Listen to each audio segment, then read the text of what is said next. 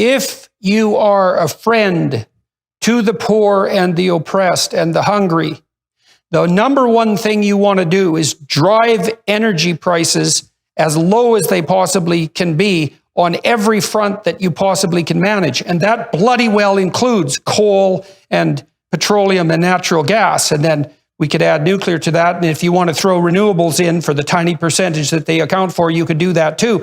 But because energy is equivalent to work, and because work is equivalent to food and shelter, if you make energy expensive, what you do is you starve the poor. And you don't have to starve them very much before they become desperate and things fall apart. And then we fall into these positive feedback loops that Michael has been describing. And so when you hear these bloody globalist utopians talk about the necessity for higher energy costs, you remember that comes directly at the cost of the world's poor.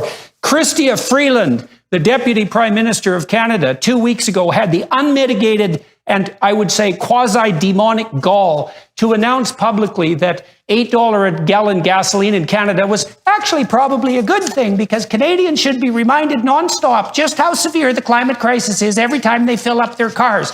And that's perfectly bloody fine unless you're living on the edge of your economic capability. And the fact that you can't afford to fill up your car anymore puts you into unemployment and food deprivation in relationship to your children. And that's in the rich West. And now in Europe, we're so goddamn stupid on our energy policy because of these idiot environmental schemes that we've made ourselves pathologically reliant on the Russians. And we're going to bloody well see what that costs us. And I know the Germans are burning coal again because their switch, massively expensive and counterproductive switch to so-called renewals, has been another catastrophe. And so now God only knows how expensive energy is going to become. And that's directly related to the provision of the famines that Michael is talking about. So get ready for this, folks, because it's coming down the pipes.